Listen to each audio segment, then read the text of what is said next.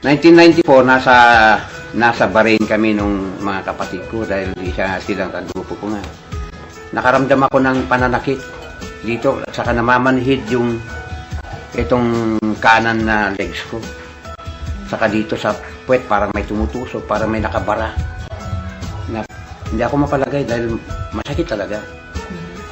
May inom ako ng pain reliever, mamaya mawala, tapos babalik na naman yan. Hanggang nung hindi ko na kaya yung sakit, parang sumusuka na ako na isang nararamdaman ko dahil masakit. Nagpasama ako sa ospital. Ngayon doon ko nalaman na mayroon pala akong bato. Ngayon sabi nila, makuha sa gamot. Ngayon hindi, gamot ako ng gamot ng mga wala naman.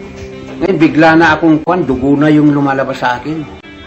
Dugo, nung rumutugtog kami, hindi na ako makatugtog ng maayos. Kasi umiihi na ako ng dugo maraming dugo talaga. Ngayon sa takot ko, nagpa-hospital ako.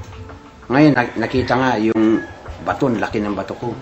Sabi ng doktor, kailangan maoperahan ka na.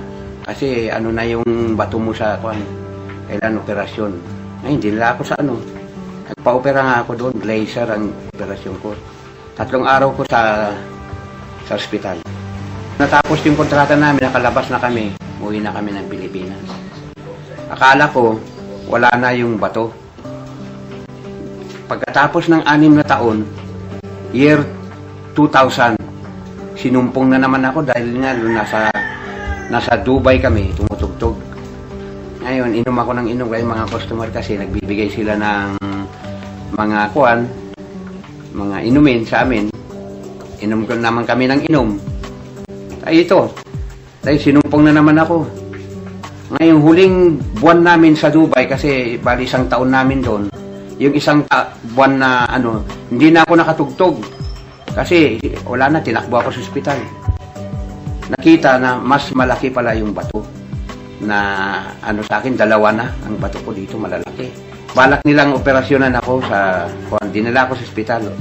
Na ako yung sa operasyon. Nakita ko yung Ray Herbal nung nakarang taon.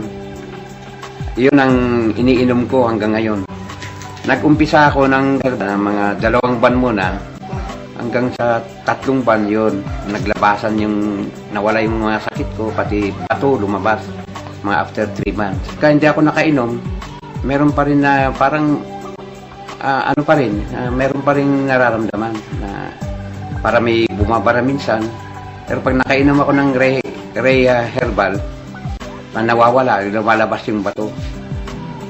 Kasi sabi sa akin ng doktor sa yung sariling ko yung bato na nag-produce. Pag hindi ako nakainom, nag-produce yung bato. Kaya kailangan uminom ako ng Ray Herbal. Magmula nung nakainom ako ng Ray Herbal, lumakas yung katawan ko. Saka nagkatrabaho na ako, ganyan, yung parang sisemento, ganyan, nag-ahalo block. Kasi dito sa bahay, yun ang ginagawa ko ngayon, wala akong magawa. Yan, lumakas talaga yung katawan ko. Pati pagkain ko, gumana akong kumain. Dati wala, nasa kama na lang ako Parang wala na akong ganang kumain. Ngayon, umiinom ako ng Ray Herbal, lumakas ang katawan ko.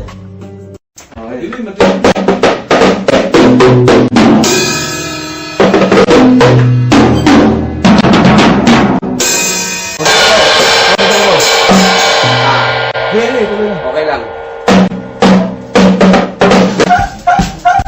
Pagkatapos ko magtrabaho, umiinom ako ng Ray Herbal. Kagaya nito.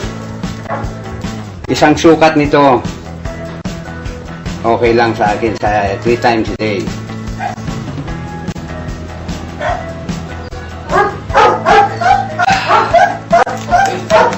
Sarap.